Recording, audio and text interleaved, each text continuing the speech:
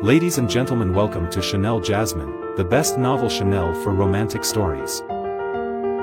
Hai guys, selamat datang di channel Jasmine, channel terbaik untuk menyimak novel-novel romantis. Mohon dukung channel ini dengan subscribe, like dan share video-video yang ada di channel ini. Terima kasih.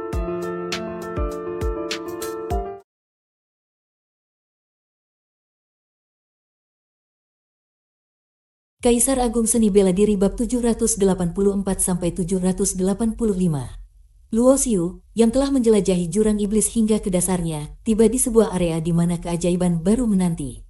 Ketika ia mendekati sebuah tumpukan tulang, cincin penyimpanan di jarinya tiba-tiba bergetar. Sebuah pecahan giok yang cacat melesat keluar, memancarkan cahaya samar. Pecahan ini, Luo Xiu menyipitkan mata, mengenali giok itu sebagai kunci dari lembah penyegel iblis, yang sebelumnya diberikan kepadanya oleh Yu Zizu. Saat ia menatap pecahan giok itu, tiba-tiba, tumpukan tulang di sekitarnya bergemuruh. Sebuah kilatan cahaya muncul dari bawah tulang-tulang itu, mengungkapkan pecahan giok kedua. Dengan sigap, Luo Xiu menangkap pecahan giok tersebut dan menyadari bahwa kedua pecahan itu dapat digabungkan. Ketika dua pecahan giok bersatu, cahaya terang menyebar, membentuk pola rumit yang penuh dengan misteri. Namun, meskipun telah digabungkan, giok itu tetap tidak lengkap, meninggalkan Luo Xiu dalam kebingungan. Apa arti dari pola ini? Pikir Luo Xiu, mencoba memahami ukiran-ukiran pada giok, namun tanpa hasil. Ketika ia mencoba menyimpan giok itu kembali ke dalam cincin penyimpanannya, giok itu tiba-tiba melepaskan diri dari tangannya, melesat seperti peluru, menuju lokasi tertentu. Luo Xiu segera mengejar pecahan giok itu menggunakan kekuatan hukum ruang. Giok tersebut berhenti di sebuah area yang telah ia lalui sebelumnya namun tidak menemukan apapun saat itu. Ketika Luo Xiu mulai menggali tumpukan tulang di sekitarnya, ia menemukan sesuatu yang luar biasa, sebuah batu peringatan besar, berdiri setinggi lebih dari 10 meter. Namun, seperti giok yang baru saja ia temukan, batu itu juga tidak lengkap, kehilangan bagian bawahnya. Luo Xiu segera mengenali batu ini sebagai pasangan dari batu peringatan di lembah penyegel iblis. Jika dua batu ini digabungkan, mereka pasti akan membentuk satu batu peringatan yang utuh, pikir Luo Xiu. Dengan hati-hati, ia mencoba memasukkan batu itu ke dalam cincin penyimpanannya. Namun, sebelum ia bisa melakukannya, sesuatu yang mengerikan terjadi. Dari batu peringatan yang besar itu, muncul sebuah tangan putih bersih seperti giok, memancarkan aura yang luar biasa kuat. Tangan ini membawa tekanan yang begitu besar sehingga tubuh Luo Xiu langsung terpaku di tempat, tidak bisa bergerak.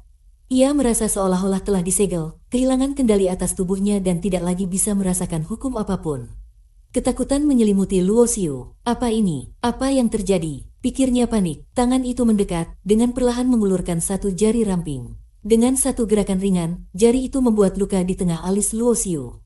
Rasa sakit yang tajam menjalar di tubuhnya, tetapi itu hanyalah awal. Jari tersebut kemudian merobek celah di alis Luo Xiu, memaksa masuk ke dalam lautan kesadarannya. Di dalam lautan kesadaran, tampak seperti pemandangan langit berbintang dengan proyeksi 72 bintang yang bersinar terang. Di tengah-tengahnya, roh suci manusia Luo Xiu duduk dengan tenang, dan di atasnya melayang istana reinkarnasi. Namun, di hadapan tangan giok ini, bahkan roh suci manusia dan istana reinkarnasi tidak mampu memberikan perlawanan. Tangan itu mengabaikan segalanya dan langsung mengarah ke istana reinkarnasi. Istana reinkarnasi adalah artefak terkuat Luo Xiu, berisi kekuatan hukum reinkarnasi. Namun, di hadapan tangan ini, bahkan artefak itu tampak tidak berdaya. Tangan itu mencoba meraih istana reinkarnasi, menyebabkan Luo Xiu terjebak dalam dilema antara ketakutan dan kemarahan. Apa yang diinginkan makhluk ini? Mengapa ia mengincar istana reinkarnasi? Tangan giok itu bergerak dengan kekuatan tak terbendung, seolah-olah memiliki tujuan pasti. Namun, Luo Xiu merasakan sesuatu yang aneh, tangan itu tidak memiliki niat membunuh terhadapnya. Ini bukan serangan untuk menghabisinya, melainkan upaya untuk mengambil sesuatu. Batu peringatan yang muncul di jurang iblis, tangan giok yang berasal dari dalamnya, dan ketertarikan terhadap istana reinkarnasi membawa lebih banyak misteri daripada jawaban. Luo Xiu menyadari bahwa apapun yang terjadi di sini melibatkan kekuatan kuno yang jauh melampaui pemahamannya. Apakah ini ada hubungannya dengan penguasa masa lalu dari hukum reinkarnasi? Atau ini adalah sesuatu yang lebih tua dari itu? Pikir Luo Xiu, sementara tekanan dari tangan giok itu terus menahan tubuhnya. Meskipun tidak dapat melawan, ia tahu bahwa rahasia besar telah terungkap, dan jawabannya tersembunyi dalam interaksi antara tangan giok dan istana reinkarnasi. Pertanyaannya sekarang adalah, apakah ia mampu bertahan untuk mengetahui kebenarannya? Niung, istana reinkarnasi sepertinya merasakan adanya ancaman. Dalam waktu yang lama, roh reinkarnasi, yang dikenal sebagai Sang, yang selama ini dalam kondisi tidur, akhirnya terbangun.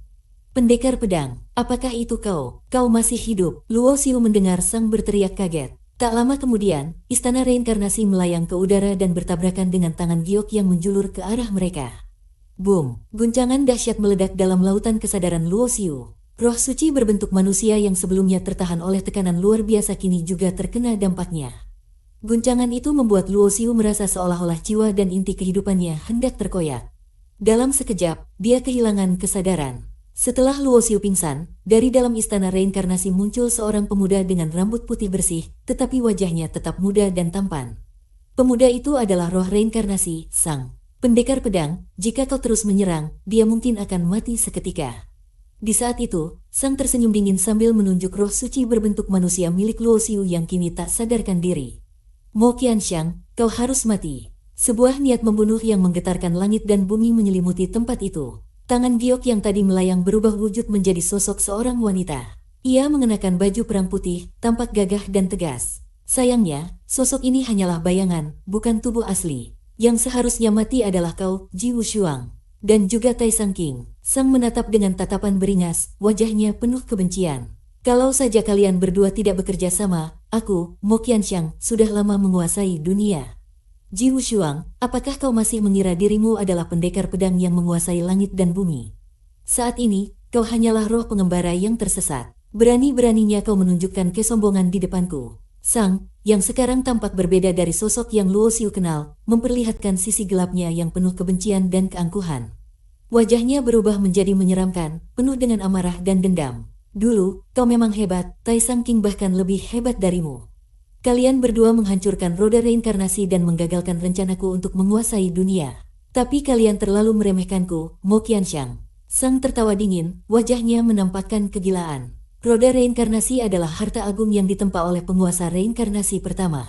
Bahkan meskipun kalian menghancurkannya, kekuatannya tetap bertahan. Jika bukan karena Tai Sang King mempertaruhkan nyawanya untuk menyelamatkanmu, kau tidak akan punya kesempatan untuk menjadi roh pengembara seperti sekarang.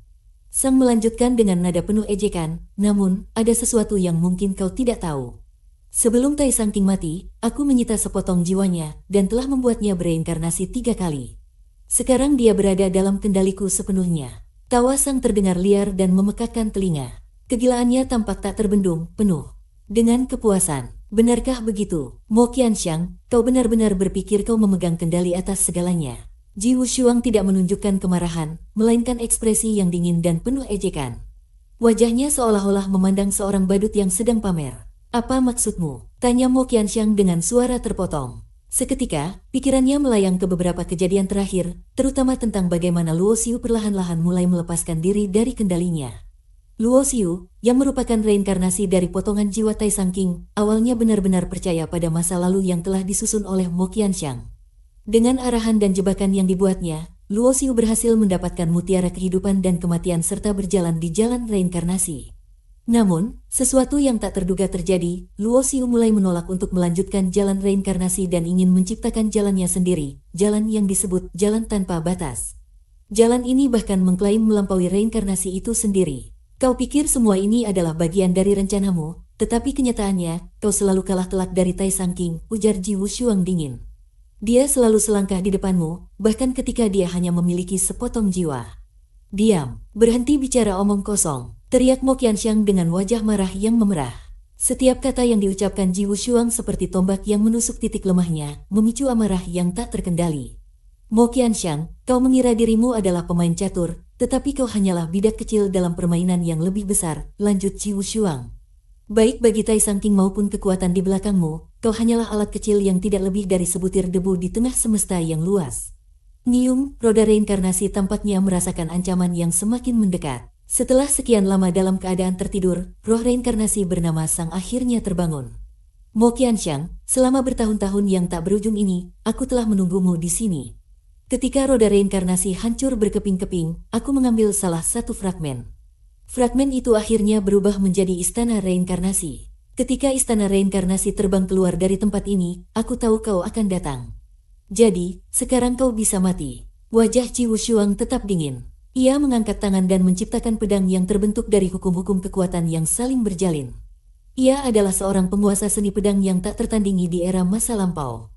Saat pedang berada di tangannya, ia tak terkalahkan. Dengan wujudmu yang hanya sebatang roh seperti sekarang, mati sajalah. Mo Qianxiang meraung penuh amarah dan meluncurkan istana reinkarnasi ke depan. Dari dalam istana, muncul hukum-hukum kekuatan yang menyebar dan menekan segala sesuatu di alam semesta. Bakar jiwa asliku. Tubuh Ji Wushuang memancarkan cahaya yang sangat cemerlang. Dalam sekejap, tubuhnya memancarkan aura yang begitu dahsyat, seperti samudera tak terbatas yang menghantam segalanya. Ji Wushuang, kau gila. Kau benar-benar membakar jiwa aslimu. Mo Qianxiang terkejut bukan main, tetapi semuanya sudah terlambat. Sebuah kilatan pedang melesat menghantam, menembus istana reinkarnasi yang selama ini menjadi perlindungannya. Bahkan, pertahanan kuat istana reinkarnasi tak mampu menahannya. Siing, kilatan pedang yang mematikan itu merobek tubuh Mo Qianxiang yang telah menjadi wujud roh dari fragmen jiwa kehidupannya.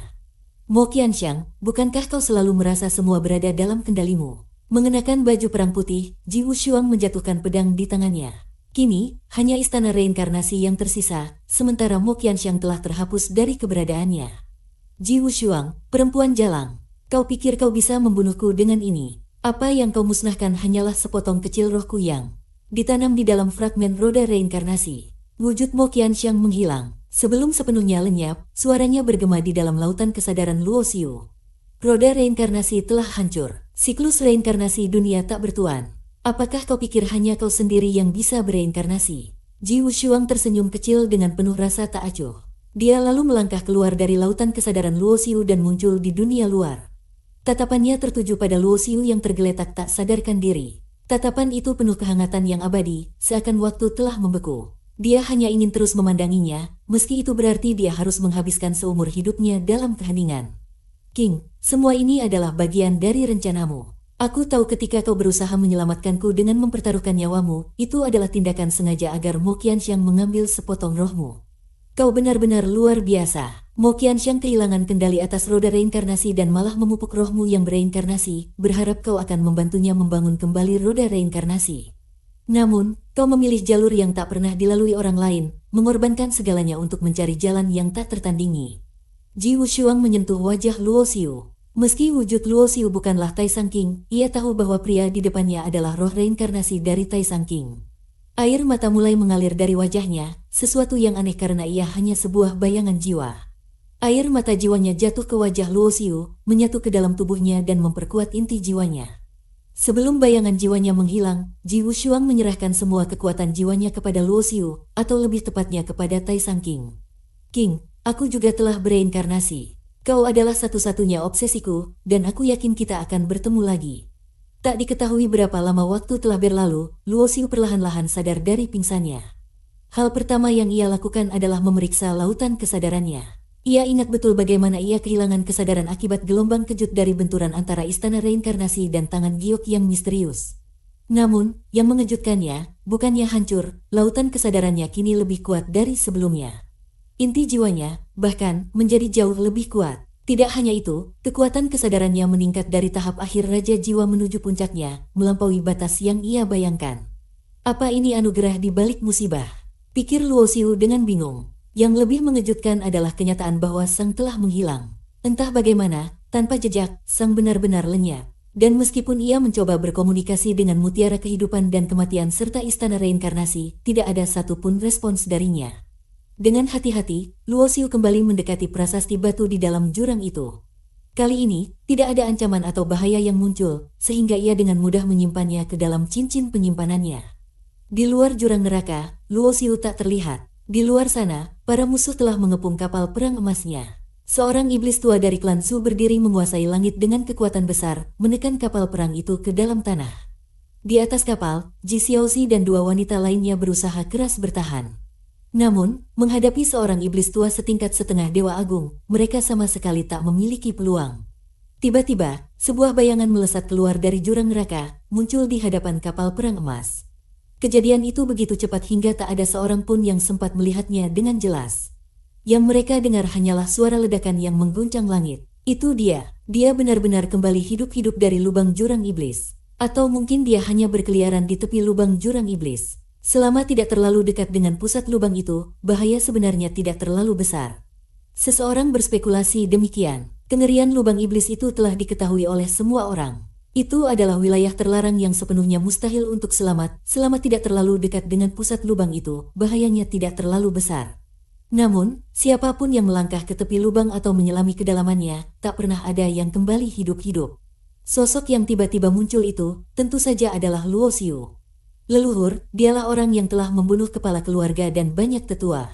Mendengar anggota keluarga Zhu menyebutkan identitas Luo Xiu, leluhur keluarga Zhu, seorang iblis tua, menunjukkan niat membunuh yang dingin. Dari posisi tinggi, dia memandang Luo Xiu dengan dingin dan berkata, "Anak muda, apakah kau akan menyerah dan mengikat dirimu sendiri, atau kau ingin aku turun tangan sendiri dan mencabut tulang-tulangmu satu persatu?" Keluarga Zhu masih belum belajar, rupanya. Apakah kalian pikir menghadirkan seorang setengah langkah Dewa Agung akan cukup untuk melawanku? Luo Xiu tertawa dingin dan berkata dengan nada acuh, "Jika kalian tahu apa yang baik untuk kalian, segeralah mundur. Jika tidak, sebanyak apapun anggota keluarga Zhu yang datang hari ini, sebanyak itu pula yang akan kubunuh. Aku akan memastikan warisan keluarga Zhu lenyap selamanya dari bintang-bintang ini. Anak muda sombong, aku telah hidup selama jutaan tahun, dan ini pertama kalinya aku mendengar seseorang berbicara dengan begitu arogan." Leluhur keluarga Zhu, si iblis tua itu, menjadi sangat marah. Selama jutaan tahun dia menjaga keluarga Zhu, tidak pernah ada seorang pun yang berani menghina kehormatan keluarganya dengan cara seperti ini. "Matilah kau!" Leluhur keluarga Zhu menyerang. Meskipun dia sangat percaya diri dengan kekuatannya, Luo Xiu yang telah membunuh kepala keluarga dan para tetua keluarga Zhu membuatnya tidak berani meremehkan lawannya. Dia langsung menggunakan ilmu supernatural. Dengan kedua tangannya membuat segel, 9 naga api yang mengerikan muncul dari udara kosong, mengaum menuju Luo Xiu. "Bermain dengan api, aku juga bisa." Menghadapi serangan seorang setengah langkah Dewa Agung, Luo Xiu tidak menunjukkan rasa takut sedikit pun. Dia maju dengan tenang, mengumpulkan api Dewa Asura yang merah seperti darah, lalu melancarkan sebuah pukulan. Pukulan itu tampak sederhana, tetapi mengandung misteri dari teknik pengendalian api dalam kitab alkimia. Kitab alkimia adalah inti dari seni alkimia di alam semesta, mengarah langsung ke sumbernya. Teknik pengendalian api yang berasal dari kitab ini, jika digunakan dengan baik, adalah salah satu ilmu supernatural yang sangat kuat. Saat itu, Luo Xiu menggunakan Dewa Perubahan untuk mengembangkan teknik ini. Dalam sekejap, naga api yang dilepaskan oleh leluhur keluarga Zhu sepenuhnya berada di bawah kendali Luo Xiu. Boom, boom, boom. Naga-naga api itu berbalik menyerang, mengejutkan leluhur keluarga Zhu. Dalam kepanikan, dia memusatkan seluruh kekuatannya untuk menghancurkan naga-naga tersebut. Pemandangan ini mengejutkan semua orang di sekitar. Itu adalah ilmu supernatural yang dilepaskan langsung oleh leluhur keluarga Zhu, tetapi Luo Xiu berhasil menghancurkannya dengan mudah. Mengingat kematian kepala keluarga Zhu dan para tetuanya, semua orang mulai merasa gentar. Luo Xiu tampaknya sangat mahir dalam mengendalikan api, sehingga dia sepenuhnya menekan hukum api keluarga Zhu. Bahkan dengan kekuatan seorang setengah langkah Dewa Agung, leluhur keluarga Zhu mengalami kerugian besar dalam melawan Luo Xiu. Serangannya sendiri melukai dirinya sendiri, membuatnya mundur beberapa langkah. Bunuh dia. Para ahli keluarga Zhu lainnya, termasuk beberapa tetua di tingkat Kaisar Dewa, serentak menyerang untuk membantu leluhur mereka, menggunakan taktik jumlah besar untuk menjatuhkan Luo Xiu. Sekumpulan orang bodoh yang keras kepala. Luo Xiu mencibir, menggunakan teknik pengendalian api untuk membalikkan semua serangan mereka. Puff, puff, puff. Dalam sekejap, darah berceceran di udara. Para ahli keluarga Zhu satu persatu tewas, dan api dewa menyapu segalanya, membakar mereka menjadi abu. "Anak muda, matilah kau." Leluhur keluarga Zhu terkejut dan marah. Dia tidak menyangka bahwa seorang pemuda yang awalnya dia pandang remeh ternyata mampu menekan hukum api supernatural keluarga Zhu. Dia berteriak dengan amarah dan melangkah maju. Kali ini, dia tidak lagi menggunakan hukum api, melainkan mengandalkan kekuatan murni dari tubuhnya untuk mencoba menekan Luo Xiu. "Tanpa keunggulan dari hukum supernatural, kau hanya seorang setengah langkah Dewa Agung yang ingin menekan aku. Itu masih jauh dari cukup." Luo Xiu tertawa dingin. Meskipun serangan leluhur keluarga Zhu cepat, di mata Luo Xiu itu tidak ada artinya. Dewa Perubahan berkembang, bidang reinkarnasi meluas, dan dengan Luo Xiu sebagai pusatnya, seolah-olah waktu di sekitar menjadi berhenti. Semua gerakan melambat, sementara kecepatan Luo Xiu mencapai puncaknya. Dalam sekejap, tubuhnya menghilang. Hampir tidak ada yang bisa melihat kecepatan Luo Xiu. Dalam sekejap, dia muncul di belakang leluhur keluarga Zhu dan melancarkan pukulan yang membuat iblis tua itu terlempar jauh. Leluhur keluarga Su mengenakan baju perang berapi-api, pusaka keluarga Su yang diwariskan oleh seorang dewa agung. Namun, bahkan dengan perlindungan baju perang itu, dia tidak sepenuhnya mampu menahan serangan Luo Xiu. Leluhur itu terlempar jauh hanya dengan satu pukulan. Bersambung.